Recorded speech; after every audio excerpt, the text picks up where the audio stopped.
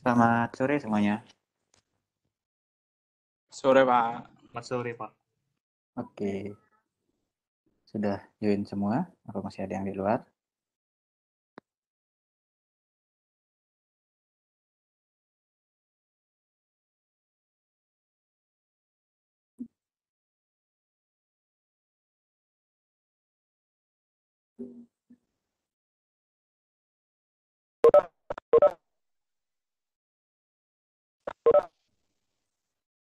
Oke, jadi kita mulai aja ya, walaupun belum jam 5, kita sambil jalan nunggu teman-teman yang lain. Karena kebetulan saya masih di kampus nih, jadi penghuni terakhir ini. Tunggu kampusnya dikunciin baru saya bisa pulang nih ntar. Oke, jadi terima kasih semuanya udah join dalam kelas kewirausahaan perikanan pada sore hari ini. Mohon maaf sebelumnya, harusnya kita mulai jam 3, tapi harus mundur jadi jam 5 karena kebetulan tadi saya ikut pelatihan, saya kira jam 3 udah selesai, ternyata molor sampai jam setengah 5 pelatihannya, jadi baru bisa mulai jam 5 sore. Jadi saya nggak pulang dulu, langsung aja nih di kampus. Perkenalkan sebelumnya, mungkin teman-teman belum pernah ketemu langsung dengan saya, baik secara offline atau online. Jadi saya Gede Raka Angga Kartika, saya dosen di MSP. Jadi bidang keahlian saya sebenarnya adalah genetika perikanan. Jadi saya banyak penelitian saya tentang genetika dan budidaya perikanan. Jadi kalau di kolam belakang, kalau pernah kampus kolam belakang, kebetulan saya yang ngurusin sekarang. Selain di perikanan, kebetulan saya juga punya wirausaha. Jadi ya wirausahanya masih berhubungan dengan perikanan. Jadi saya juga berwirausaha, punya beberapa perusahaan kecil-kecilan. Saya jalani sampai sekarang. Jadi kenapa saya ditunjuk akhirnya jadi dosen kewirausahaan, yaitu saya mungkin saya diminta sharing tentang bagaimana saya menjalankan usaha dan hal-hal lain yang terkait dengan wirausaha. Jadi saya sifatnya di sini sharing ya, karena kalau kita bilang usaha itu atau wirausaha itu ilmunya sebenarnya nggak ada ilmu pastinya. Jadi ya nggak ada ilmu pastinya. Ya semua itu learning by doing sebenarnya. Teorinya ada, tapi teori juga harus dipraktekkan. Nah, semua teori itu mungkin tidak akan bisa dipraktis 100% di-apply di setiap keadaan. Jadi kita yang pintar-pintar memilah setiap teori digunakan pada keadaan seperti apa. Oke, ini teman-teman yang di angkatan berapa ya nih ya? Angkatan 2021 apa 2020? 2021, Pak. Oh, 2021. Oke. Jadi masih muda-muda semua ya. Saya yakin semua jiwanya juga masih semangat-semangatnya nih. Oke, sebelum kita mulai kuliah. Siapa yang ketika lulus pengen jadi pengusaha? Ada yang pengen jadi pengusaha? Kalau ada bisa jawab langsung atau bisa di room chat ya.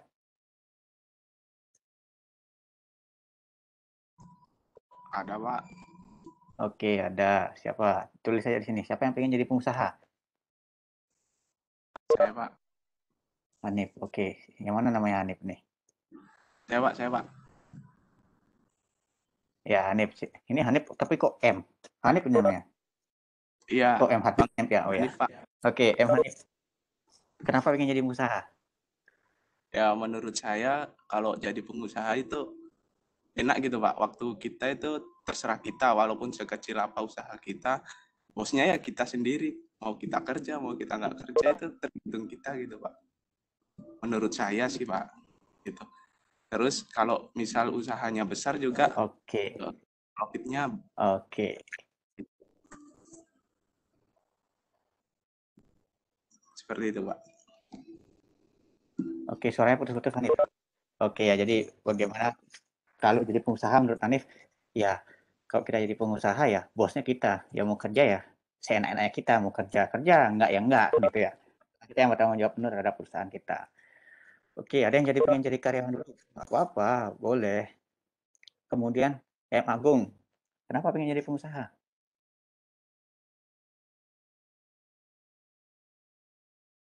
Agung Nugraha.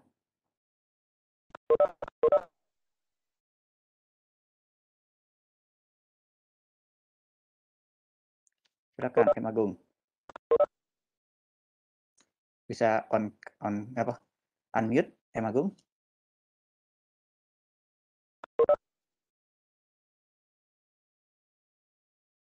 Oke, karena saya ingin jadi entrepreneur. Oke. Kenapa pengen jadi entrepreneur nih? Oke. Ada yang pengen jadi pengusaha lainnya nggak? Yang lainnya ada yang pengen jadi pengusaha nggak kira-kira?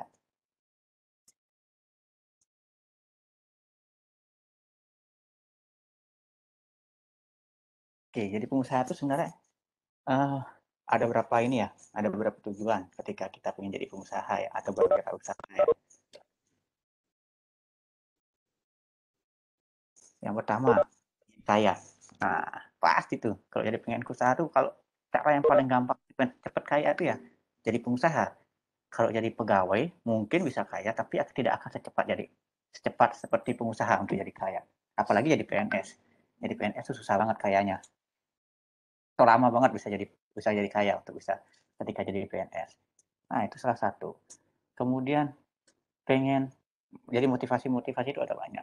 Jadi pengen cepat kaya, pengen kebebasan finansial. Nah, kebebasan finansial itu apa? Artinya apa? Jadi kalau mau beli barang itu, siapa yang beli barang itu sekarang lihat harganya dulu. Ayo, mau beli baju misalnya, harus bandingin satu toko ke toko yang lainnya. Itu artinya kebebasan finansial. Jadi eh, ya kita mau beli barang, ya udah kita nggak mikir harga lagi. Suka beli. Nah, itu salah satunya kebebasan finansial. Kemudian yang lainnya lagi lah motif menjadi pengusaha kebebasan waktu. Nah, kebebasan waktu artinya kita mengatur waktu kerjanya kita. Beda dengan pegawai. Kalau jadi pegawai kita terikat dengan waktu kerja. Jam 8 mulai, jam 4 pulang. Kan gitu kalau jadi pegawai rutinitasnya. Tapi kalau jadi pengusaha, ya terserah jam berapa kerja, jam berapa pulangnya. Ada enaknya, ada nggak enaknya. Kadang-kadang ya kalau jadi pengusaha tuh effortnya harus lebih banyak dari pegawai. Artinya bisa 24 jam kerja penuh. Itu jadi pengusaha. Dan cara berpikirnya berbeda ketika jadi pengusaha dan jadi pegawai. Nah, motif lainnya atau kenapa sih pengen jadi pengusaha lainnya, itu adalah membantu. Dengan jadi pengusaha yang sukses, ketika kita jadi pengusaha bisa membantu orang lain. Jadi dengan semakin kaya kita, dengan semakin sukses kita, tentu akan semakin banyak orang terbantu karena kita. Itu adalah motif lainnya jadi pengusaha. Contohnya apa? Contohnya kita bisa membuka lapangan kerja yang lebih bagus. Kita bisa bersedekah yang lebih banyak. Ketika ketika jadi pengusaha yang sukses. Karena duitnya banyak kan nggak berpikir lagi bersedekah. Mau kasih berapapun oke. Okay. Nah, itu jadi yang jadi pengusaha itu salah satu motif-motif jadi pengusaha. Nah, ketika kita jadi pengusaha, salah satu yang penting adalah jadi pengusaha adalah mengetahui manajemen keuangan. Buka usaha itu gampang banget kok buka usaha. Artinya memulai suatu usaha itu gampang banget dengan keadaan saat ini. Teknologi marketing digital, pasar digital banyak gratis dan macam-macam. Buka usaha itu gampang, tapi mengelola usaha dan mengembangkan usaha itu jauh lebih susah. Setengah mati susahnya. Membuat usaha itu bertahan lah. Kalau buka usaha bisa buka usaha besok bangkrut selesai urusannya. Tapi ketika membuka usaha dan bisa dia bertahan, itu akan lebih susah. Bukan lebih susah, lebih banyak tantangannya. Apalagi untuk mengembangkannya menjadi lebih besar lagi. Nah, salah satu poin pentingnya ketika jadi wirausaha, itulah bagaimana kita mampu memanajemen keuangan. Mulai dari keuangan pribadi kita sampai ke keuangan usaha kita. Nah, ini penting banget. Ketika salah kelola dalam manajemen keuangan, buyarlah usaha kita. Itu yang sering terjadi pada perusahaan-perusahaan baru atau perusahaan-perusahaan startup baru. Nah, kapan sih diuji perusahaan itu?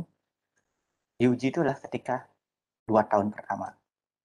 2 tahun pertama itu akan menentukan suatu usaha itu mampu bertahan, berkembang, atau mati. Nah, 2 tahun pertama. Ketika dalam suatu usaha itu, marketing itulah ujung tombaknya. Bagaimana kita mampu menjual barang. Itu ujung tombaknya. Tapi jantungnya suatu usaha, bagaimana pengelolaan keuangannya. Menjual bagus, salesnya, closingnya bagus, tapi manajemen cash flow-nya, manajemen keuangannya nggak bagus, rugi. Pasti bangkrut usahanya. Oke. Jadi itu yang ingin saya sharing sore hari ini. Jadi berdasarkan pengalaman, kebetulan saya mempunyai beberapa usaha beberapa tahun ini yang saya rintis dari nol, artinya ketika dibilang, jadi pengusaha tuh perlu modal. Oke, modal itu perlu. Tapi bukan modal itu atau uang itu bukan segalanya untuk memulai usaha. Tanpa modal, kita tetap bisa mulai usaha kok. Tanpa uang, kita tetap bisa mulai usaha apapun itu. Saya yakin itu. Karena kebetulan saya juga jalaninnya. Jadi, sebelum kita masuk ke materi, saya perkenalkan diri saya dulu ya. Jadi saya Gede Raka Katika. Kalau di dosen, saya sebagai dosen di MSP, bidang ilmu saya genetika dan budidaya perikanan. Kebetulan beberapa tahun ini jadi saya belajar dari pengusaha juga, berwirausaha, dan saya punya beberapa anak perusahaan sekarang yang saya kelola sendiri dengan tim. Jadi ada timnya. Di sini ada tiga perusahaan yang saya kelola saat ini yang sudah jalan, baru jalan, dan akan berjalan. Yang pertama adalah saya punya Rakaku Tilapia Farm. Ini salah satu perusahaan saya yang saya diri di tahun 2018. 2018 pertengahan. Itu yang pertama kali saya dirikan. Tapi kalau saya kuliah itu, waktu saya kuliah tuh saya udah banyak usaha yang saya jalanin. Mulai saya bikin counter, kemudian mulai saya bikin tours and travel, macam-macam. Dan rata-rata bangkrut. Bangkrut kenapa? Karena saya salah manajemen keuangan waktu itu. Nah, itu kenapa saya sharing di sini ketika saya dapat materi sebagai dosen kewirausahaan, saya sharing di sini tentang manajemen keuangan. Karena pengalaman saya ketika saya kuliah, bangkrutnya gara-gara itu. Tidak berkembangnya usaha saya itu gara-gara manajemen keuangan saya nggak bagus. Jadi saya lanjut lagi, ini kurikulum vitality saya. Jadi yang pertama, Rakaku Tilapia Farm. Jadi Rakaku Tilapia Farm itu Astung Karo 2018 dia pertama kali berdiri dengan modal 100.000 rupiah modal pertamanya. Astung Karo sekarang saya udah punya 2 toko di Denpasar, di rumah saya sendiri, dan salah satu toko cabang saya ada di Tabanan, di dekat SMA 1 Tabanan. Jadi namanya Rakaku Aquatic Store Tabanan. Jadi Rakaku Tilapia Farm itu bergerak di kebutuhan ikan koi. Spesifik target saya lah pehobi ikan koi dan ikan koki. Jadi hanya 2. Jadi ketika belajar kita pengusaha, kita harus tahu target kita siapa. Dulu modal saya 100.000, omset saya sebulan itu paling 1 juta omsetnya. Nah, kalau sekarang Astung Karo, dari satu toko omset saya udah sekitar berapa ya? 100 kalinya. Dari modal saya awal di tahun 2018. Dan saya pegang beberapa brand pakan yang memang saya distributor tunggalnya di Bali. Kemudian Rakaku Aquatic Store ini cabang yang kedua, dia dengan brand yang lebih lebar lagi. Jadi kalau Rakaku itu tadi yang pertama itu dan Tilapia Farm itu khusus dia untuk koi dan koki, dan juga ada Tilapia Farm itu artinya farm nila. Kalau Rakaku Aquatic Store itu kita buka memang dia untuk mengakomodir teman-teman di ikan hias. Ini baru terbentuk di 2021 awal, di Januari baru mulai jalan. Karena itu pengembangan dari Rakaku Tilapia Farm. Jadi karena saya mulai belajar keuangan, mulai saya bergerak dari satu toko saya nggak puas nih. Saya harus buka toko yang lainnya dengan mengelola keuangan yang berbeda. Astung Karo walaupun pandemi di 2021 omset saya nggak turun, omset saya malah naik. Udah bisa buka toko. Jadi teman-teman saya heran, kamu kok di pandemi malah buka cabang gitu. Ya Astungkara ada jalannya. Dan itu yang penting kita bisa tahu, kelola keuangan, tahu peluang, dan tahu market yang bisa kita kelola. Nah, kemudian yang kedua, ini perusahaan yang saya baru bikin dan sudah jalan dia, namanya RK Vistek. Jadi RK Vistek nih perusahaan yang memang bergerak di produsen obat-obat ikan. Jadi kita develop membuat obat-obatan ikan, baik itu obat ikan hias maupun ikan konsumsi, yang memang target kita hanya untuk bikin obat saja, nggak ada macam-macam. Jadi sekarang kita baru punya 2 produk, Astungkara nanti bisa nambah lagi produknya. Lumayan dari sisi penjualan, sekarang produk kita sudah ada di seluruh Bali dan sudah ada di marketplace di Shopee, Tokopedia, kita udah ada di sana. Jadi produknya bisa sudah nyampe ke beberapa daerah lah, RK Vistek. Ini juga dimulai dengan ini, modal nol. Jadi saya kerjasama dengan distributor, bukan distributor, kerjasama dengan pabrikan bahan-bahan kimia. Jadi sistemnya kalau barang laku saya berbayar. Modalnya nol, nggak keluar modal. Kalau barang udah laku. Jadi saya banyak yang ketika saya menjadi distributor pakan juga saya seperti itu. Distributor pakan ikan hias terutama. Banyak yang saya dikirim barang 1 ton saya nggak bayar. Karena dikasih kepercayaan. Jadi kalau dibilang kenapa sih pasti pakan nih modalnya gede. Enggak, modal saya nggak gede. Modal saya kecil tapi modal saya kepercayaan. Menjaga kepercayaan pabrik, menjaga kepercayaan distributor, menjaga kepercayaan teman. Kalau itu bisa dijaga, Astungkara orang akan ngasih barang ke kita, bayar belakangan. Jadi kan nggak keluar modal tuh. Jadi kalau bilang modalnya harus uang, nggak juga. Dengan kepercayaan kita bisa juga mulai usaha. Kemudian yang ketiga, ini yang baru, Astungkara bulan depan kita launching, yaitu web pasar digital. Jadi kalau teman-teman tahu Shopee, tahu Tokopedia, tahu Bukalapak, nah ini yang kita buat. Jadi web pasar digital untuk produk perikanan dan pendukungnya. Yang pertama di Indonesia, namanya tokoikan.id. Jadi tokoikan.id ini adalah pasar. Jadi kalau teman-teman punya produk nih, ingin berjualan kayak di Shopee, silakan buka tokonya di tempatnya, tokoikan.id. Jadi kalian bisa buka toko, kalian bisa berjualan dengan gratis semuanya, tanpa ada biaya. Biaya dikenakan kalau nanti sudah terjadi transaksi. Jadi kita membuat suatu pasar dan kalian bisa bikin tokonya secara digital, kelola tokonya sendiri, bikin desain tokonya sendiri, tentukan harganya sendiri, silakan berjualan mulai. Kenapa ini dibuat? Karena ini untuk menjembatani, tujuannya adalah membantu teman-teman yang saat ini bergerak di sektor UMKM, unit mikro, menengah kecil dan mikro, yang belum bisa menjangkau pasar yang luas. Karena keterbatasan beberapa aturan di marketplace lainnya. Contohnya Facebook Marketplace nggak boleh dia berjualan benda hidup. Ikan hidup dilarang. Sehingga kalau jualan ikan hidup di reject. Kemudian di Shopee juga gitu. Di Tokopedia juga itu. Jadi ini salah satu yang memfasilitasi teman-teman untuk bisa yang di UMKM yang punya produk itu ikan hidup, makanan dan lain-lain untuk bisa berjualan di tokoikan.id sehingga bisa menjangkau pasar yang lebih luas. Jadi saya udah punya tim di sini. Astungkara bulan depan kita sudah launching dan sudah bisa berjualan. Jadi kalau kalian punya produk juga bisa dijualan di sana dengan gratis. Jadi ini 4 perusahaan yang saya kembangkan saat ini dengan modal nekat sebenarnya. Yang terakhir adalah tokoikan.id. Saya modal nekat, saya bukan orang teknik informatika. Saya nggak punya pengalaman sama sekali tentang program dan lain-lain.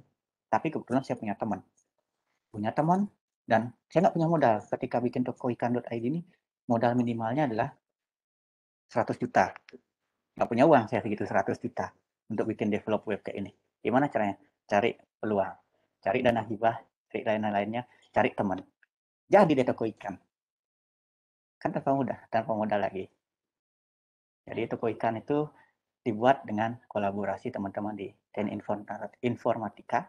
Kita buat akhirnya mimpinya untuk punya marketplace pertama di Indonesia yang khusus untuk produk perikanan bisa. Nah, kalau di Indonesia tuh ada kompetitornya sudah ada, bukan saya kompetitor sih, penyemangat saya ada Aruna. Aruna tapi dia bukan marketplace, dia adalah website penjualan saja. Jadi itu. adalah latar belakang saya. Jadi saya coba sharing bagaimana kita mengelola keuangan ya.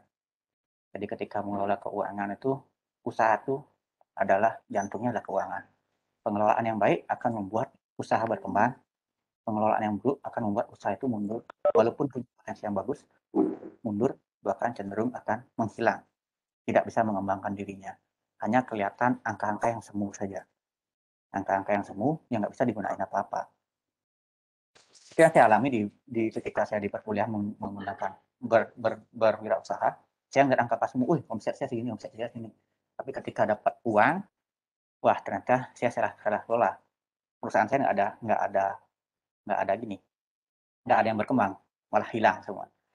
Nah, ketika saya mulai jadi dosen dan saya mulai melihat peluang-peluang usaha, ternyata belajar juga sih, investasi yang penting itu apa sih? Ternyata investasi yang penting itu bukan dalam bentuk barang, tapi dalam bentuk leher ke atas. Leher ke atas, jadi kita banyak belajar. Ketika kita banyak belajar, otomatis kita akan punya banyak pengetahuan, otomatis kita akan mampu melihat peluang di sekitar kita lebih bagus lagi. Oke, next. Nah, kita bicara tentang sekarang cerdas mengelola keuangan. Sebelum mengelola keuangan usaha, kalian harus mampu mengelola keuangan kalian sendiri. Nah, ini paling penting, mengelola keuangan sendiri. Itu kalau nggak bisa mengelola keuangan sendiri, jangan harap bisa mengelola keuangan usaha dengan baik. Kalian harus disiplin sama keuangan kalian sendiri. Yang pertama adalah income. Jadi kalian harus tahu income. Jadi dalam keuangan itu ada income, ada spending. Jadi ada pendapatan, ada pengeluaran. Nah, pendapatan itu apa saja sih? Nah, kalian harus belajar nih ketika belajar pendapatan. Jadi sebagai seorang pengusaha, sebagai seorang apapun itu, mahasiswa, ketika belajar keuangan, belajar pendapatan, kalian harus punya cita-cita 3 pendapatan ini. Kenapa 3 pendapatan? Jadi ada yang namanya active income, ada yang passive income, ada yang namanya capital gain atau portfolio. Ini saya belajar dari teman-teman yang ada di Tionghoa. Mereka menerapkan ini. Dan kenapa kalau kita lihat teman-teman yang di saudara-saudara Tionghoa itu maju banget, kata mereka kuncinya ada di sini. Dia punya active income, passive income, dan capital gain atau portfolio. Yang pertama, active income. Active income itu apa sih? Jadi active income itu adalah pendapatan yang kalian dapatkan ketika harus bekerja. Nah, kalau kalian bekerja, kalian nggak dapat uang. Contohnya apa? Gaji, hasil jualan. Itu. Jadi active income. Jadi gaji, hasil jualan itu. Kalau kalian nggak bekerja atau berhenti bekerja, ya nol, nggak ada pendapatan. Dan ketika kalian hanya ketika kalian menggantungkan diri dari hanya active income ini, itu berbahaya buat diri kalian. Kenapa? Ketika active income kalian hilang, kalian tidak akan bisa bertahan. Tidak akan bisa berpikir jernih. Tidak akan bisa menyesuaikan dengan keadaan saat ini. Jadi paling tidak ketika kalian punya active income atau berwirausaha, kalian harus berpikir punya passive income dan capital gain atau portfolio. Oke, kedua, passive income. Passive income itu apa sih? Ada yang tahu passive income?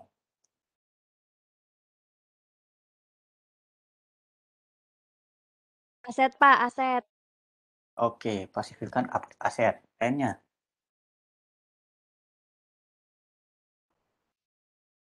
Saham, Pak. Saham. Oke. Lainnya?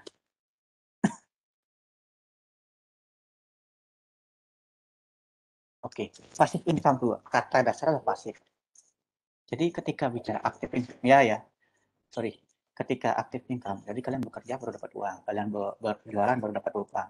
Tapi ketika passive income, kalian nggak perlu kerja, itu uang udah masuk ke rekening kalian. Nggak perlu bekerja, nggak perlu wirausaha, itu udah ada uang masuk ke rekening kalian, ke diri kalian. Tahu nggak apa itu kira-kira?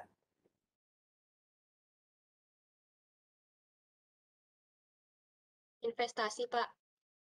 Investasi, oke. Jadi ini penting, ketika kalian ingin maju, ingin sukses, kalian harus punya active income, harus punya passive income. Passive income itulah contohnya adalah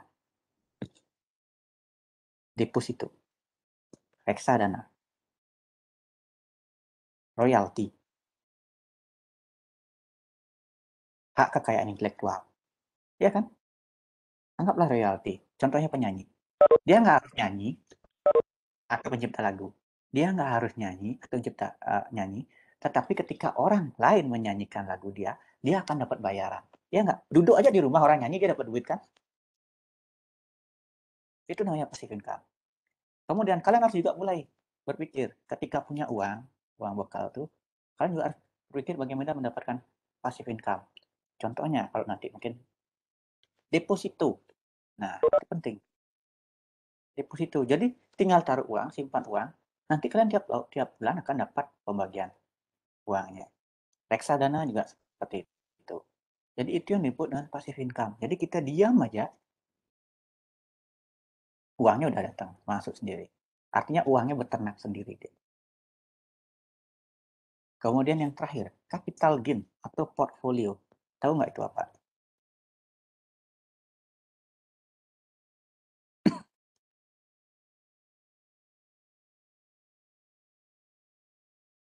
Kalau passive income itu artinya kita menginvestasikan dan kita akan dapatkan ini apa ya, hasil dari investasi kita. Contohnya tadi kita punya beli rumah kemudian kita sewakan, rumah itu bayar untuk cicilannya kita sendiri. Itu salah satu passive income. Kemudian ketika kita sewakan ke toko, dia dapat uang untuk kita sendiri. Itu namanya passive income. Kemudian ketika kita berbisnis tanpa kita harus kerja, tanpa kita harus menjalankan bisnis itu sendiri, artinya di autopilot. Kayak saya yang di Tabanan, kakakku di Tabanan itu saya nggak harus ada di sana. Saya ke sana paling sebulan sekali kok. Ngecek laporan keuangan, ngecek stok, udah. Mau sebulan saya ke sana nggak apa-apa. Tapi tiap bulan ada setorannya masuk ke saya dari toko itu. Itu yang disebut dengan passive income. Jadi kan nggak perlu kita susah-susah jaga toko, nungguin pelanggan, dan lain-lain. Itu kan namanya masih active income. Kalau sampai kita jaga toko, jualan sendiri, ngelola medsos kita sendiri, itu namanya active income. Tapi ketika kita duduk, oh ini setoran bang, masuk. Ini setoran bang, masuk. Itu namanya active income. Jadi ketika kita punya bisnis yang dia autopilot, dia jalan sendiri. Tapi kalau capital gain dia berbeda. Kalau ada yang tahu capital gain? Capital gain itu ketika kita membeli sesuatu, di kemudian hari harga barang yang kita beli itu naik sendiri. Jadi ada pertambahan nilai. Contohnya apa ya?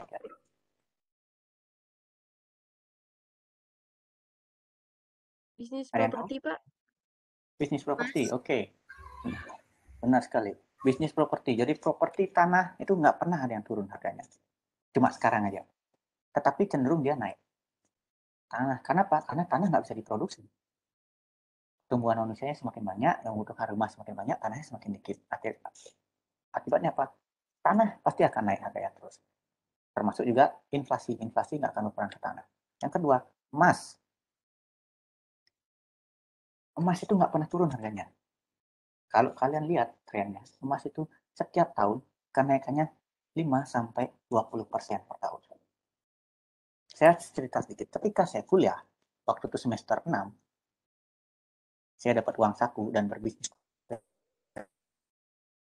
dari saya di kuliah di Jaya di Malang. Jadi saya punya bisnis kecil-kecilan dulu, pulsa, jual HP dan lain-lain, dari satu kos-kosan ke kosan lain karena saya tidak uang waktu itu.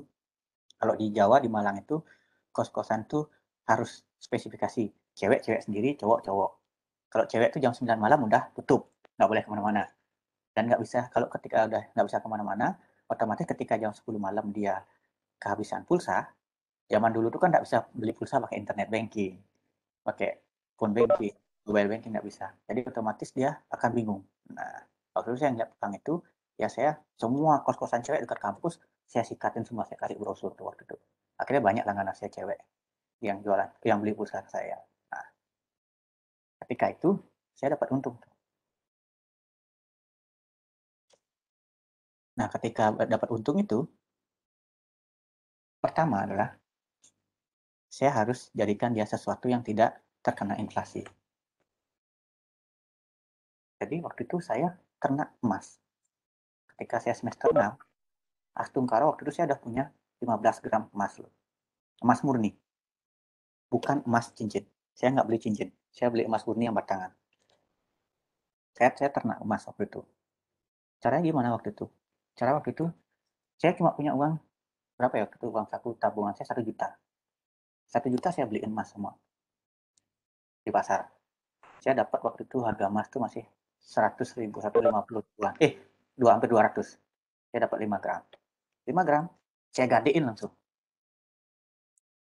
Saya gadein di mana? Waktu itu masih ada bank syariah. Bank syariah tuh bank yang dia bunga administrasinya paling kecil, potongannya paling kecil, pencairannya paling besar. Waktu itu Mega Syariah, Mandiri Syariah, BNI Syariah. Saya cairin. Saya gadein di sana. Saya dapat uang, saya beliin emas lagi. Sampai 5 kali. Total 5 sampai yang punya sampai yang terbang anak sekecil ini terus ngadein emas, dikira saya copet atau apa itu waktu itu. Nah, 15 gram. Dan ketika saya mau lulus 2 tahun kemudian, setahun kemudian saya lulus, saya cairin tuh emas semua. Saya dapat keuntungan lumayan waktu itu. Nah, itu yang dimaksud dengan capital gain. Jadi ketika kalian punya uang saku saat ini, investasikan ke emas. Kalau nggak bisa beli emas batangan, sekarang Pegadaian punya, namanya tabungan emas. Setorannya cuma 50.000 paling kecil di awal. Setelah itu 20.000 nabung bisa. Tapi itu akan dikonversi jadi emas. Misalnya sekarang kalian nabung 50.000, harga emasnya 800.000 per gram. Kalian akan dapat misalnya 0,02 gram.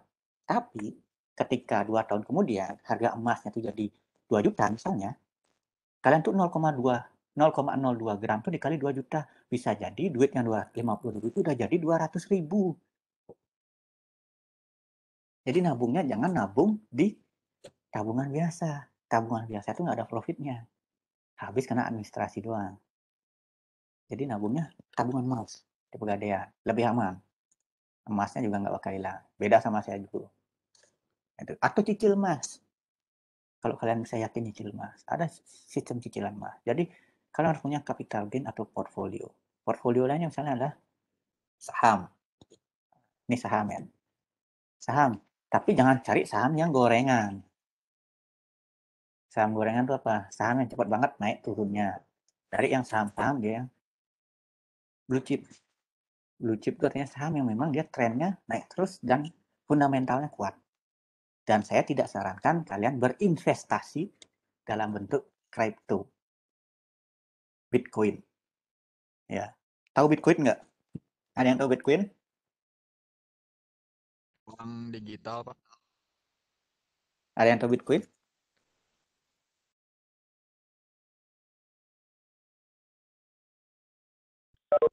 Nah, Bitcoin atau kripto itu dia nggak punya fundamental.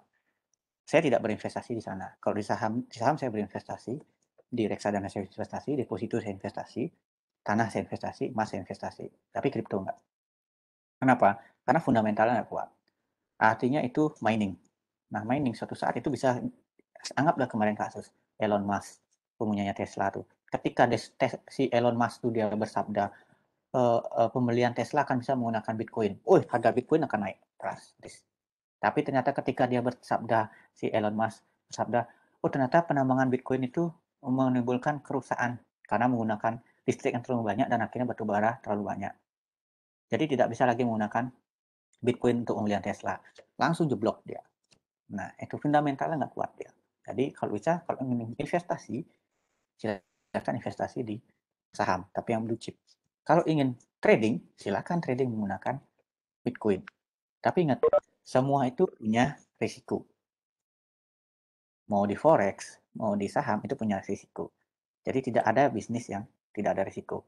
High profit, high risk. Ya. Jadi itu. Jadi ketika kita mengelola keuangan, kita harus tahu pendapatan kita minimal kita harus punya 3. Active income, passive income, capital gain. Yang bagus apa?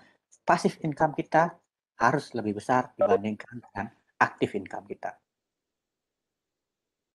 Kalau gaji kalian misalnya sekarang 2 juta, berarti passive income kalian dari bisnis, dari deposito, dari reksadana, itu minimal harus 4 juta.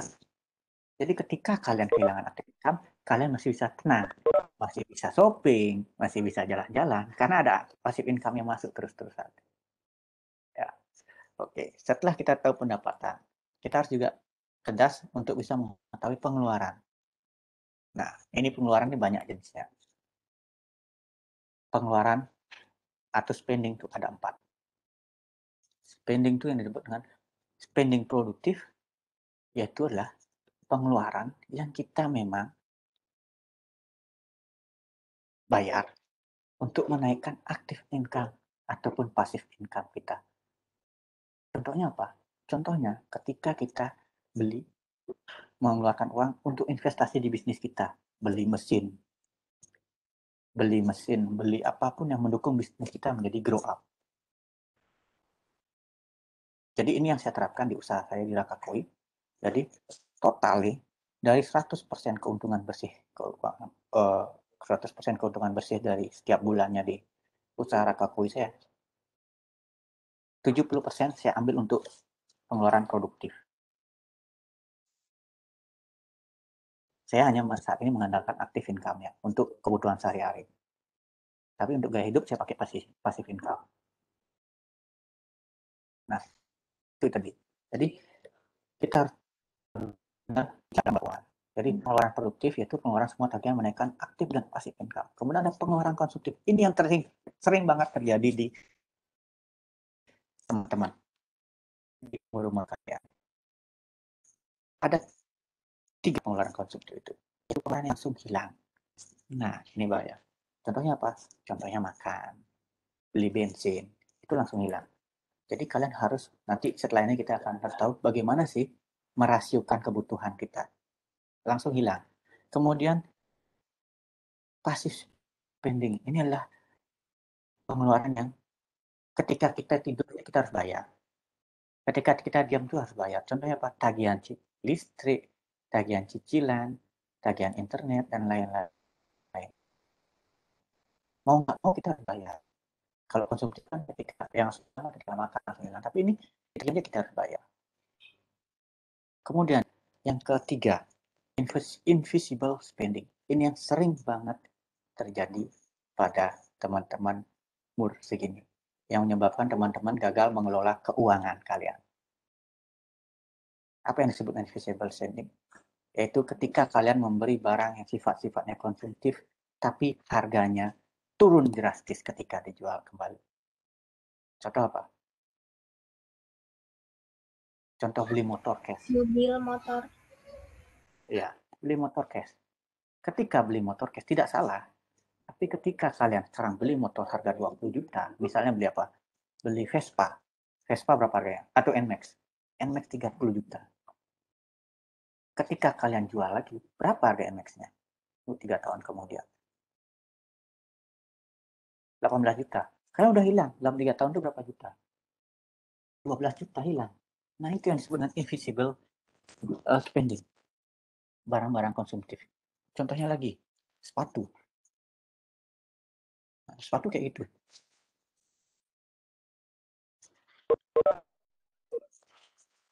Sepatu juga itu. Ketika kalian beli sepatu Adidas, mungkin ada beberapa ketika dia harganya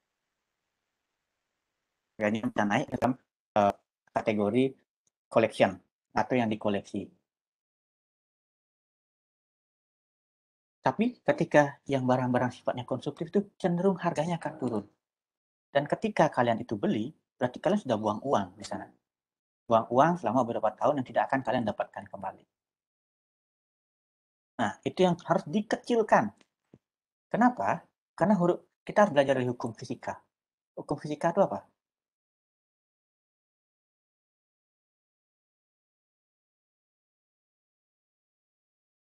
Apa hukum fisika? Gaya berbanding lurus dengan tekanan. Ketika hidup kalian punya terlalu banyak tekanan, coba dipikirkan, apakah gaya hidup kalian terlalu juga berlebihan? Nah, jadi coba kita mulai cerdas mengelola keuangan kita, mana yang kita perlu, mana yang kita butuh. Beda loh perlu dan butuh. Misalnya motor, ambil cicilan motor pada pengeluaran yang kesannya produktif tapi konsumtif. Ini juga bahaya. Pak, saya perlu motor nih untuk kegiatan saya usaha. Oke, silakan. Kelihatannya produktif. Motor apa kamu ambil? Ninja, Pak. Nah, Ninja. Ninja 50 juta. Cicilannya berapa? Cicilan 3.800.000, Pak. Selama berapa tahun? 3 tahun, Pak. Uang mukanya berapa? 5 juta. Totally, kamu bayar 80 juta sampai di akhir dengan cicilan.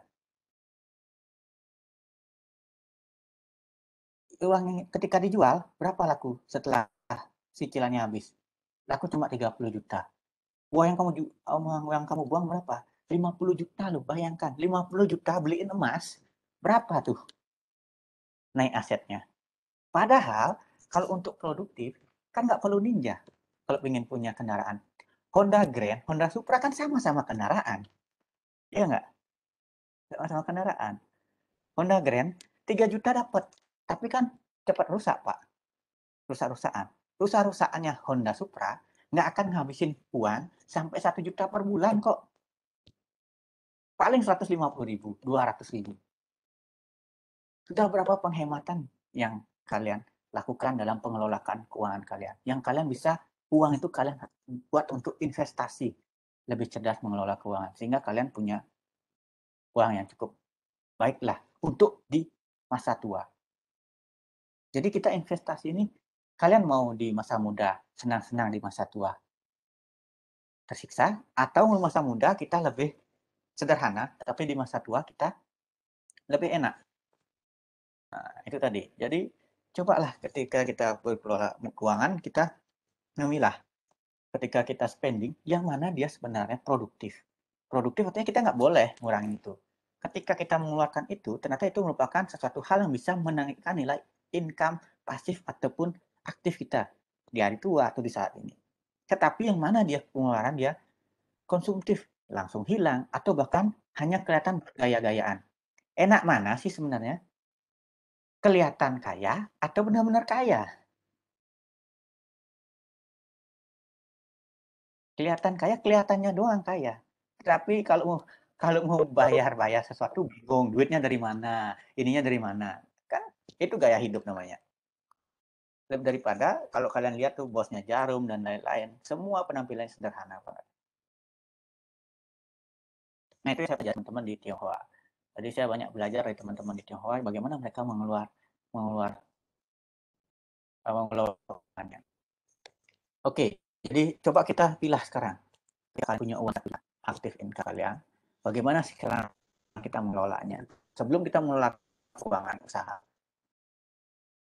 Nah, cerdas mengelola keuangan. Jadi saya bilang, ketika kita punya uang, kita tahu lebih baik mana mencari uang dulu atau pengeluaran dulu.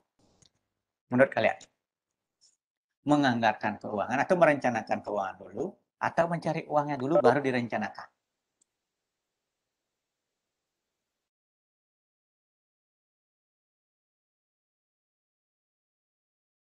Ayo, lebih baik mana? Cari uangnya dulu baru direncanakan mau dipakai apa, atau direncanakan dulu baru dicari uangnya? Direncanakan, Pak. Oke, direncanakan. Oke, ini penting ya. Ketika kita bicara kelola keuangan, jangan mencari uangnya dulu, tapi rencanakan ketika kalian punya uang, kalian mau ngapain. Itu penting. Kenapa? Ketika kalian tidak merencanakan uang kalian mau dibuat apa, ketika dapat uang bingung. Ini buat apa ya? Akhirnya hal yang nggak perlu, tadi konsumtif tadi, kemudian produktif yang sebenarnya pengeluaran yang konsumtif tapi terlihat produktif, akhirnya beli barang-barang yang nggak guna. Nah, tuh. Jadi kita harus cerdas mengelola keuangan, artinya kita membuat perencanaan terhadap uang yang akan kita punya. Jadi dalam ini adalah salah satu tips yang diberikan oleh Dewa Eka Prayoga, jadi salah satu mentor billionaire coach. Jadi beliaunya menyampaikan bahwa spending itu ada 4 pos yang harus kita berikan dalam mengeluarkan uang kita. Yang pertama ada namanya pos living. Pos living itu apa? Pos untuk kehidupan kita. Berapa persen sih dari total keuangan kita yang kita gunakan untuk kehidupan kita. Kemudian, kedua, saving. Saving itu artinya berapa persen yang kita gunakan sebagai tabungan kita untuk kejadian-kejadian yang tidak kita harapkan. Atau uang-uang keadaan sesuatu yang memerlukan uang secara cepat. Jadi tidak baik juga menginvestasikan semua uang kita. Contohnya kalau kita punya uang didepositokan semua, nggak bagus juga. Ketika terjadi sesuatu hal yang membutuhkan kita uang cash dengan cepat, kita nggak punya uang. Padahal kita punya uang. Tapi dalam bentuk deposito kan nggak akan bisa ditarik sewaktu-waktu. Jadi saving, tabungan harus kita punya. Tapi tabungan itu nggak terlalu besar. Kemudian yang ketiga, investing atau investasi. Investasi tadi, beli rumah kah, beli emas kah, deposito kah, reksadana kah, atau investasi layar ke atas, belajar. Nah, penting bagi kita juga kita ikut kursus, kita ikut pelatihan, untuk kita bisa mengkayakan diri kita. Dan terakhir, giving.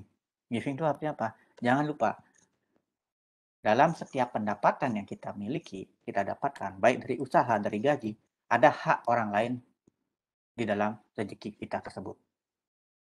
Ini prinsip yang saya kira di semua agama ada. Jadi kalau di agama Islam, dia ada zakat 2,5%, kalau nggak salah ya. Kalau di Hindu dia 3%, dan lain-lain. Jadi ada hak orang lain yang harus kita salurkan juga. Jadi kita harus punya konsep giving. Semakin banyak kita memberi, astungkara kita nggak akan kekurangan kok.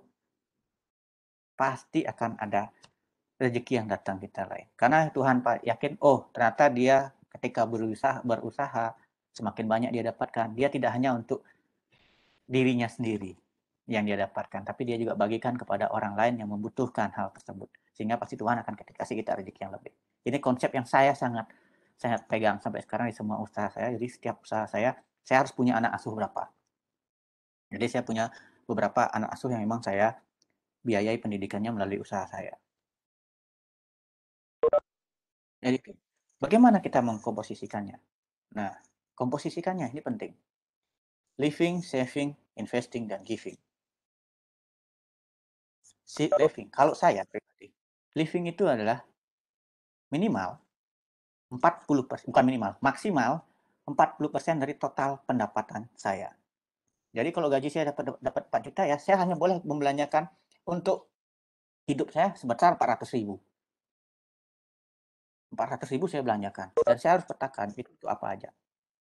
Ketika nggak cukup, berarti pendapatan saya harus naik. Total pendapatan saya harus naik. Sampai saya harus cukup. Sehingga saya akan berusaha kerja lebih kuat. 400.000 living. Saving. Saving itu biasanya saya pakai dia 15% dari total pendapatan. Kemudian investing dia sebesar 30% dari total pendapatan saya, dan 10% adalah giving. Jadi itu. Jadi ketika kita mau berkembang suatu usaha tuh, kita harus memposkan seperti ini. Dan ingat, ketika saving dan investing itu tidak bisa di akhir. Beda. Tidak boleh disisihkan di akhir. Beda ya. Jadi ketika kita dapat uang, nanti aja nabungnya akhir bulan. Nggak ada yang bisa ditabung. Yakin dah saya berani garansi nggak akan ada yang bisa ditabung nanti akhir bulan sisa uang saya berapa. Nggak akan bisa. Nabung itu kapan? Nabung ketika dapat duit langsung tabung. Ambil pos untuk tabungan, untuk investasi. Sebagai contoh kalian, misalnya sekarang kalian dapat 700.000. Ambil, berapa persen kalian untuk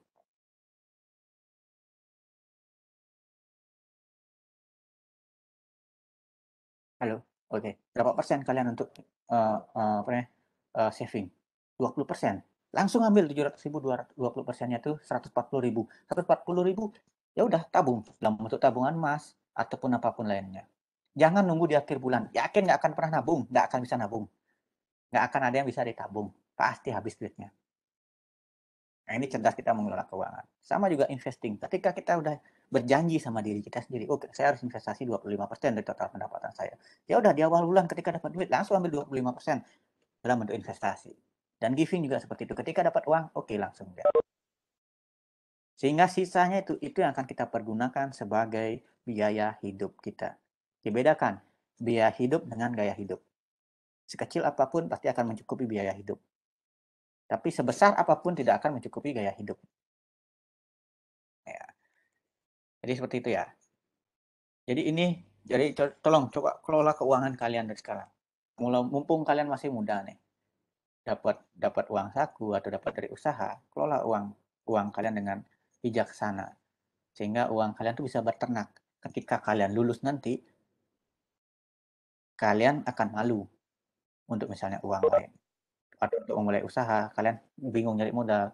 Nah, dari tabungan kalian, dari investasi kalian selama masa kuliah, itu bisa kalian gunakan sebagai modal usaha kalian nanti. Jadi nggak ada alasan ketika memulai suatu usaha tuh nggak punya modal, nggak ada. Modal uang itu bukan faktor utama ketika kita memulai suatu usaha. Uang tuh nomor sekian. Semua bisa dimulai sendiri kok. Jadi reseller kan tanpa uang, reseller. Dropship tanpa uang.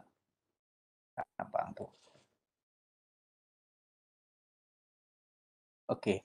Nah, cara mengelola keuangan lainnya adalah ketika mengelola keuangan perusahaan. Nah, kita mulai belajar nih. Ini bukan cerdas mengelola keuangan.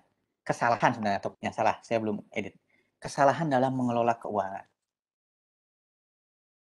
Yaitu melibatkan perasaan dalam mengelola keuangan. Jadi kita terlalu melibatkan perasaan, nggak punya uang dan lain. Gimana ya kalau nggak cukup nanti? Jangan pakai perasaan dulu. Kita berpikir secara logik dulu. Kemudian yang kedua, tidak merencanakan keuangan. Perusahaan yang sekecil apapun, ketika dia tidak merencanakan keuangannya, kacau. Uangnya akan digunakan apa? Ketika dia dapat omset, keuntungan, profit, bukan omset, profit. Misalnya dari total dia jualan, misalnya bulan ini dapat 20 juta, profitnya 10%, dapat 2 juta. Dia nggak tahu profitnya ini akan dibuat apa, tidak direncanakan, habis profitnya.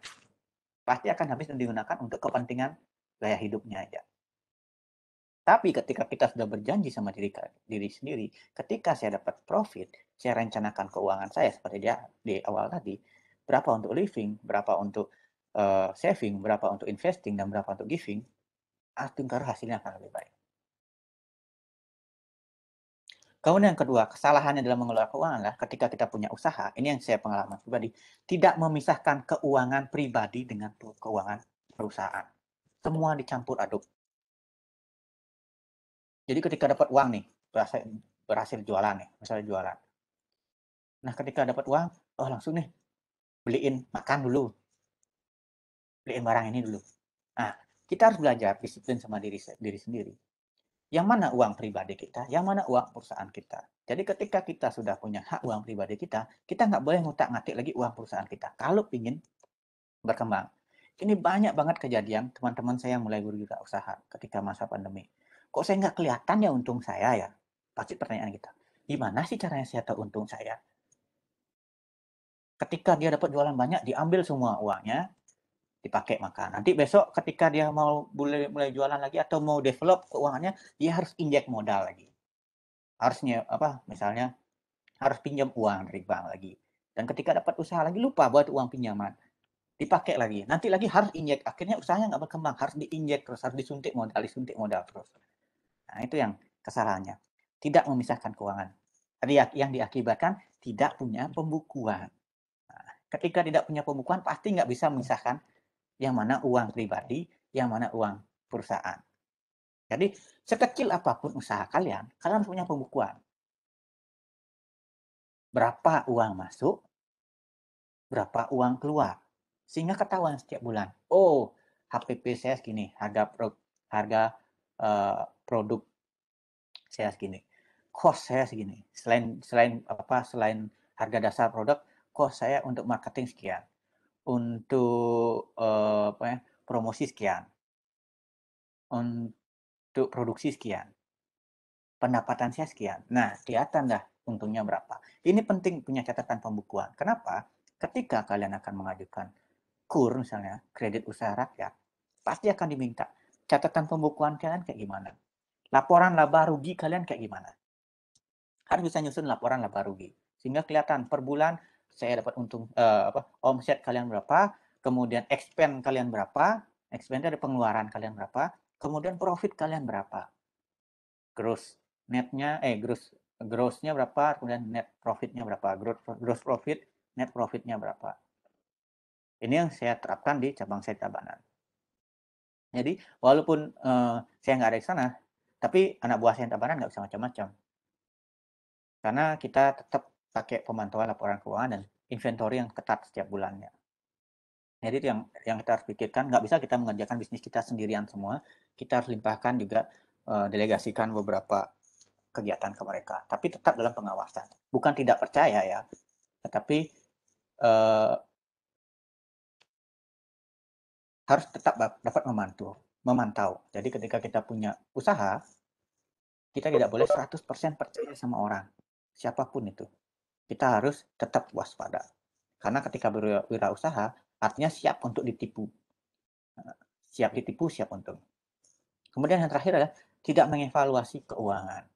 Nah, setelah tahu, misalnya nih, laporan keuangannya sekarang profit segini bos, misalnya anak buah saya gitu. Masih akhir bulan dia laporan. Pak, profitnya segini.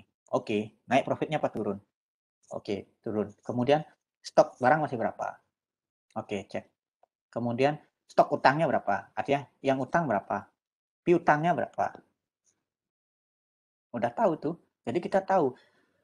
Untung itu mungkin kadang-kadang belum dalam bentuk cash yang kita terima seluruhnya.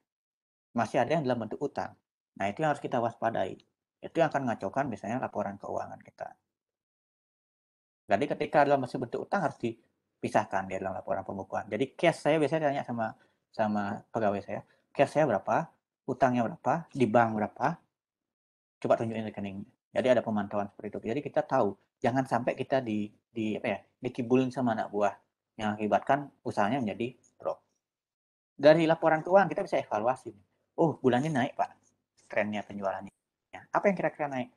Oh, ini Pak, ABC itemnya naik. Oke, strateginya di bulan depan kita bisa menentukan strategi. Oh, kita berarti pembelanjaan produktifnya kita naikkan di produk ini. Tapi misalnya di bulan selanjutnya, Pak, bulan ini turun, Pak. Kenapa turun? Oh, anak sekolah, Pak. Oh, kita bisa strategi. Jadi itu yang paling penting dalam pengelolaan keuangan, yaitu mengevaluasi laporan keuangan kita. Dan kita mencari solusi ketika terjadi masalah terhadap dari usaha kita jalankan. Nah, manajemen keuangan adalah cara mengelola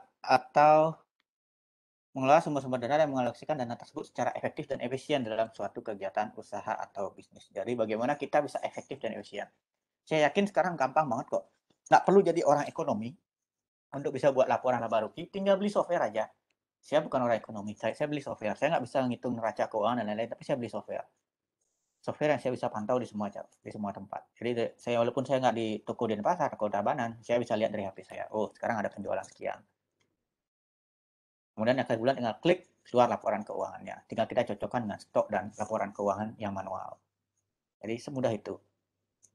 Yang tujuan adalah memaksimalkan keuntungan melalui perencanaan dan pengelolaan keuangan secara sistemik. Jadi ingat, ketika apapun itu rumah tangga, bisnis, jantungnya keberlanjutannya adalah manajemen keuangan yang baik, yang cerdas, mengelola uang yang kita punya, aset yang kita punya. Aset akan berkembang, uang yang kita punya akan berkembang kalau kita bisa mengelola keuangannya. Artinya, pendapatan kita harus lebih besar dibandingkan dengan peran kita.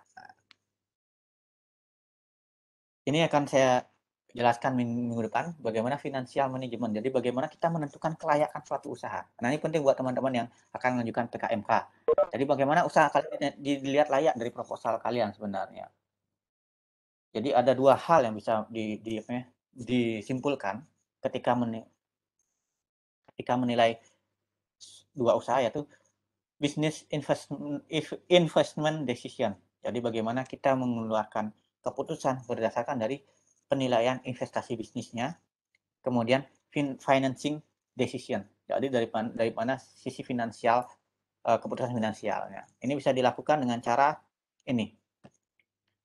Major tool-nya adalah payback period, kemudian net present value.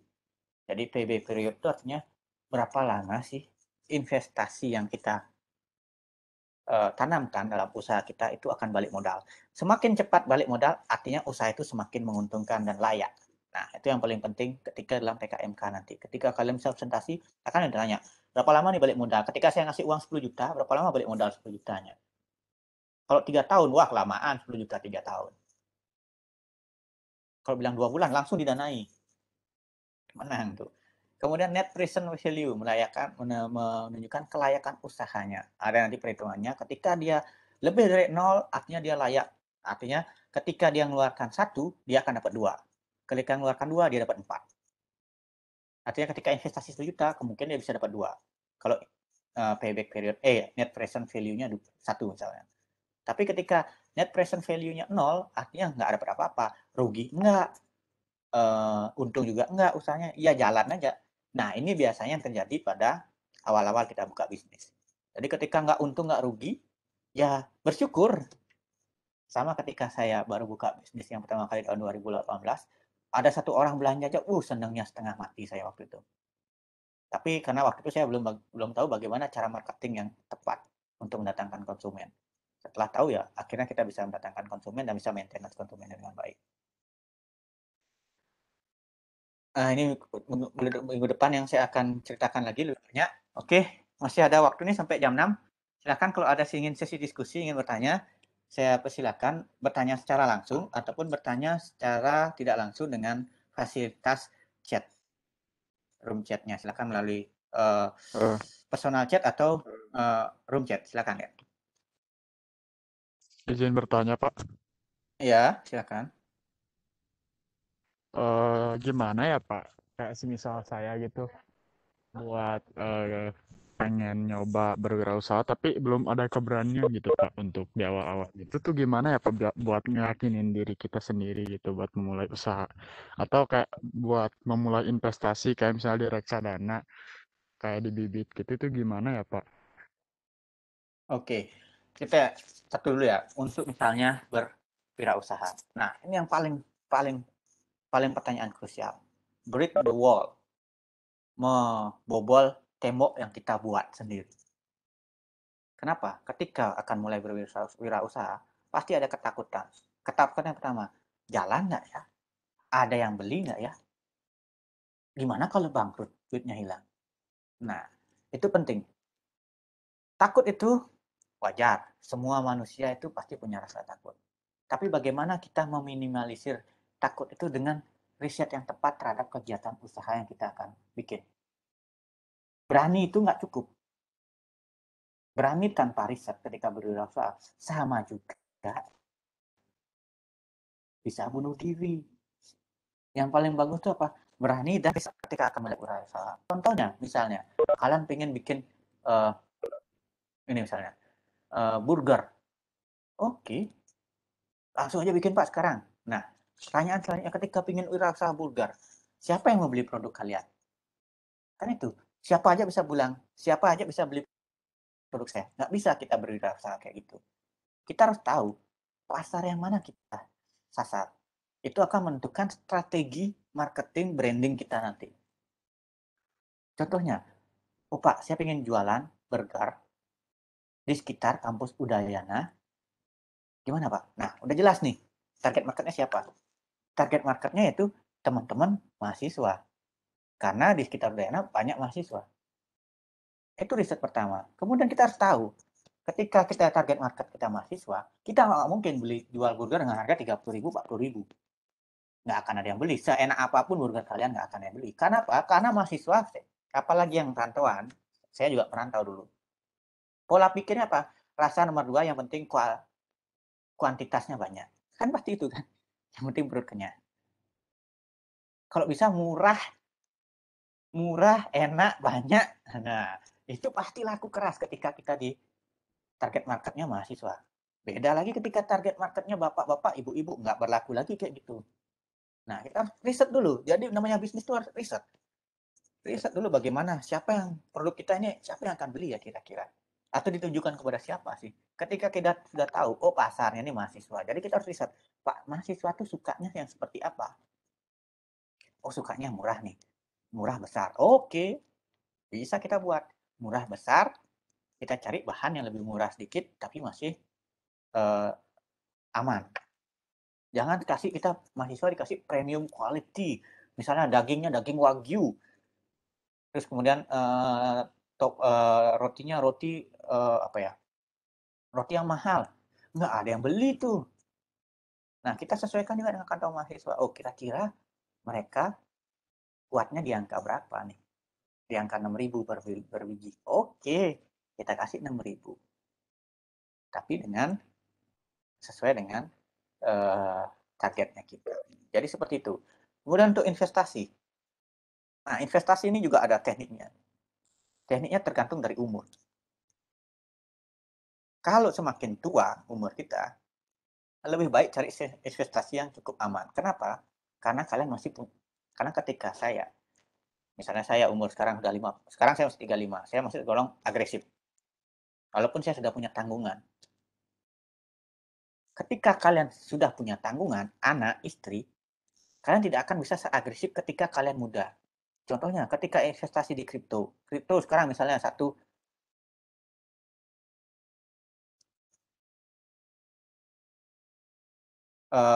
di kripto misalnya sekarang ketika kalian beli misalnya harganya 10.000, oh bulan depan naik jadi 12.000. Oke, 12.000, tapi bulan depannya lagi mungkin akan jatuh jadi 1.000. Uang kalian udah hilang berapa tuh yang kalian tanam? Kalau kalian punya anak istri, bingung kalian tuh. Nah, tapi ketika kalian masih muda, oke lah. Kalau masih muda nggak ada yang ditanggung, ya cukup besok minum pakai putih aja, minum proma, makannya jelly drink gitu. Masih bisa kan gitu. Tapi kalau punya anak nggak mungkin dikasih proma sama jelly drink. Selesai kalau anak kecil dikasih jelly drink sama proma. Jadi itu, investasi ya kita harus tahu juga karakter diri kita seperti apa. Kita siap dengan risiko apa enggak. Ketika siap dengan risiko, berarti kita bisa cari yang karakteristik investasinya agresif. Agresif itu apa? Kayak kripto, forex itu agresif. Kalau kita sistemnya lebih tidak agresif, ya main aman, ya misalnya saham yang blue chip, deposito itu main aman tuh, tapi tentu dia keuntungannya sedikit. Saham masih tengah, semi agresif dia. Tapi kalau yang aman, ya deposito, emas itu aman. Nggak mungkin hilang uangnya 100%. Tapi kalau forex, setengah mati kalian mempertahankan itu. Begitu tadi siapa yang nanya, dia lupa saya. Pak, nama saya Muhammad Agung Nugraha. Oke, kemudian ada pertanyaan Hanla Tri Karunia. Nah, apa alasan Bapak sekarang masih menjalankan pekerjaan sebagai dosen? Tentunya misi Bapak di sini bukan mengejar gajinya, karena seperti yang boleh dengar, omset Bapak raih sudah besar. Oke, jadi dosen ini sebenarnya, kalau teman-teman saya bilang itu, kalau ketemu saya, pasti saya diginiin, ini PNS nih, tapi bukan pegawai negeri sipil, pengusaha negeri sipil katanya. Jadi ketika jadi dosen itu, yang menyenangkan itu adalah ketika kita bisa berbagi, meneliti, itu menurut saya menyenangkan banget. Ketika jadi dosen, ketika saya bisa meneliti ke laut, menemukan sesuatu yang baru, itu senang banget. Kemudian berbagi seperti ini, itu merupakan hal yang menyenangkan buat saya. Dan selain itu adalah ketika jadi pengusaha, mungkin saya bisa melepaskan dosen saya, tapi kita juga harus berpikir ya ketika jadi pengusaha ya. Jadi pengusaha tuh ada namanya jalan hidup. Mungkin si Mark Zuckerberg, kemudian siapa, Steve Jobs, Mark Zuckerberg ya, Steve Jobs itu, dia DO kuliah, kemudian dia jadi pengusaha dan berhasil. Itu pada kondisi tertentu. Jadi jangan menyamakan kondisi kalian dengan kondisi dia.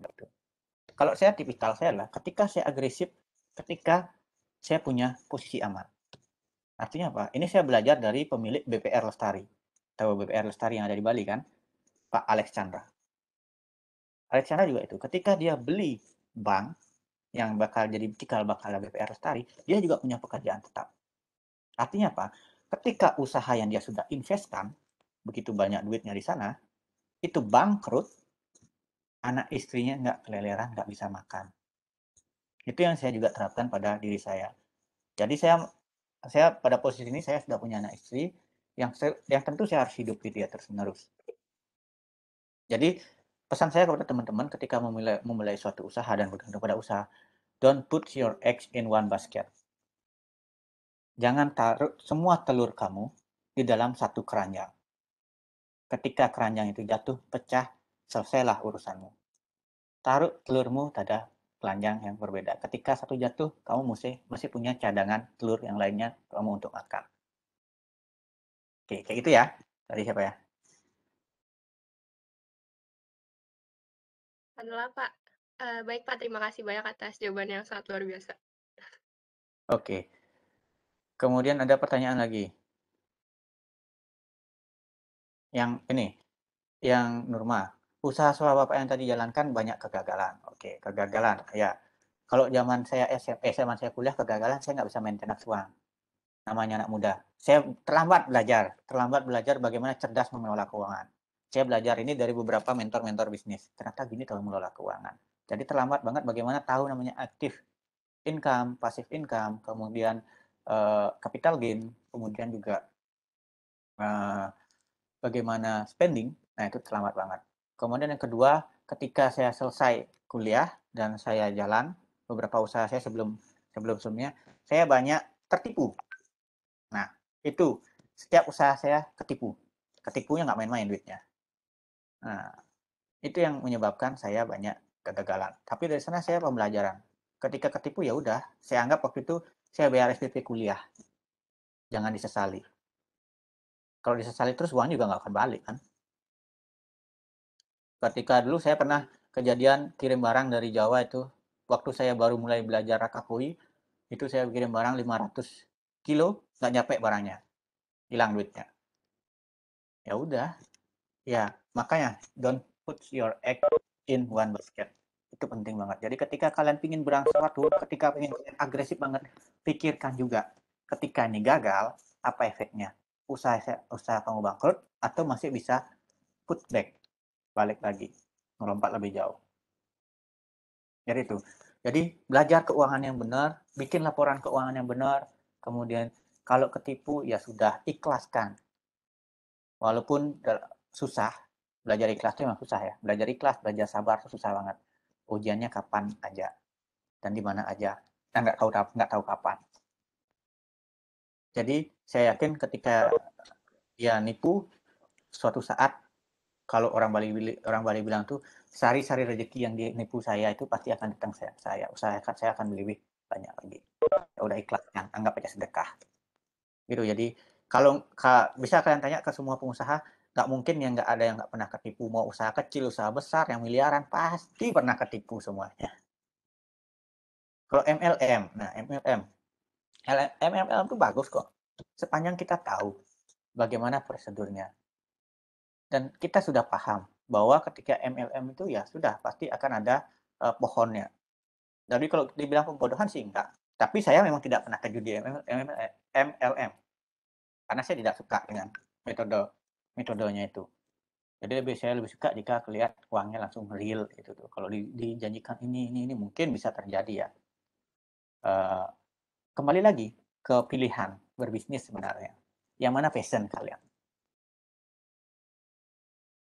Bisnis plan, nah penting banget.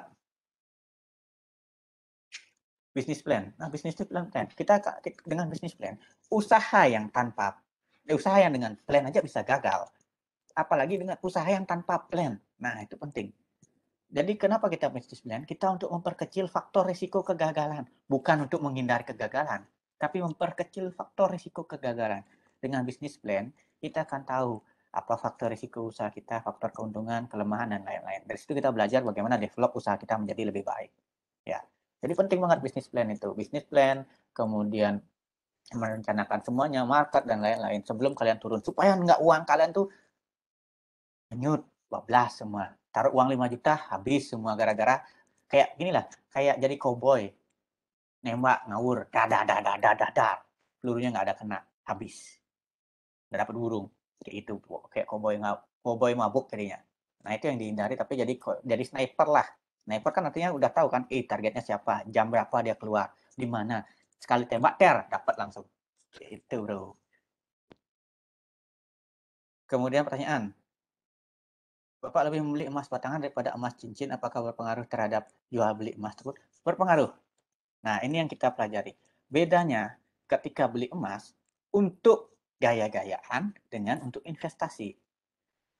Kalau untuk gaya-gayaan, oke, tapi nilainya akan turun. Atau nilainya mungkin akan hanya sama dengan nilai ketika kita membeli. Kenapa? Yang pertama, ketika kita beli emas, contohnya cincin, ini cincin kawin misalnya. Ini kadarnya tidak murni 100%, biasanya 70. Dan dia ketika beli cincin, itu ada biaya ongkos pembuatan yang dibebankan kepada kita. Dan ketika kita jual, kita hanya dapat berat emasnya saja tanpa ongkos pembuatan. Sehingga cenderung nilainya bisa sama, walaupun ada kenaikan kecil banget. Nah, ketika kita beli emas batangan itu macam-macam. Ada Antam, ada UBS, ada macam-macam. Yang dia akan ada sertifikatnya. Itu ya kita beli 1 gram ya 1 gram, harganya 1 gram. Tidak terkena potongan pembuatan dan lain-lain. Dan cenderung dia harganya akan naik mengikuti harga tren emas dunia. Jadi kalau untuk investasi, lebih baik kalian beli emas batangan. Dan emas batangan yang bagus sekarang itu emas batangan yang Antam ataupun UBS ataupun macam-macam yang punya pegadaian. Kalau nggak mampu beli emas batangan, tabungan emas. Sudah pasti uang yang kalian tabung langsung dikonversi jadi emas.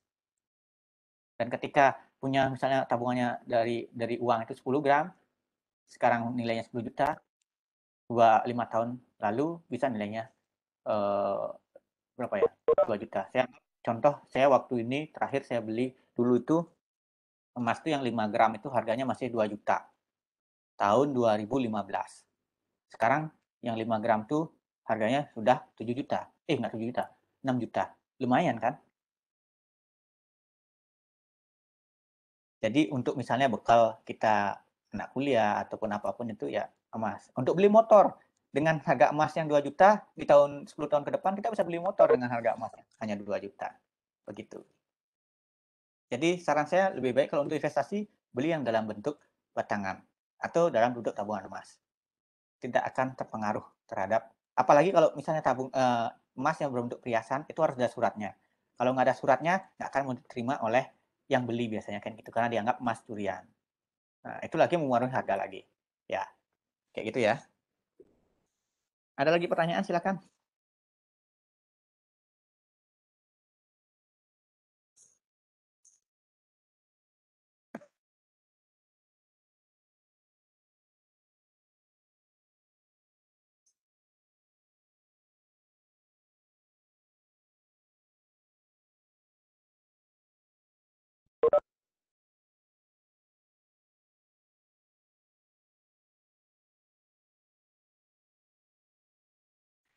Saya, kalau contohnya saya sudah menabung emas hampir 10 juta, kemudian saya mencoba membuka usaha. Menurut Bapak, apakah lebih saya tetap menabung atau membuka usaha? Tergantung. Kalau kamu ingin punya aktif income yang bertambah, buka usaha. Atau punya pasif income yang bertambah, buka usaha. Saya sarankan buka usaha. Emasnya didiemin dulu. Atau emasnya digade. Jangan dijual. Digade. Digade nanti bunganya akan sebesar. Biasanya ketika kita gade emas, bunga biaya pegadaiannya tidak akan sebesar dari nilai pertambahan profitnya. Nah, itu maksudnya. Jadi tetap untung. Soalnya saya kayak ternak emas yang saya ceritakan tadi. Jadi saya walaupun kena bunga dalam saya menggade uang, tapi saya tetap profit ketika saya jual balik emasnya. Itu ya. Ini link absen ada saya share di room chat, silakan diisi.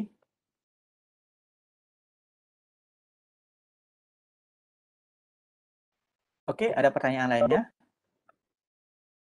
Kalau tidak ada pertanyaan, mungkin saya akhiri dulu sampai sekarang ya. Karena Cukup Pak, terima kasih. Kampusnya udah mau tutup, nanti saya dikunci di dalam, nggak bisa pulang lagi, saya nginep di kampus nih. Ya, terima kasih banyak atas kehadirannya pada sore hari ini. Tetap semangat semuanya dan tetap sehat. Semoga kita bisa ketemu langsung ya nanti kuliahnya di offline.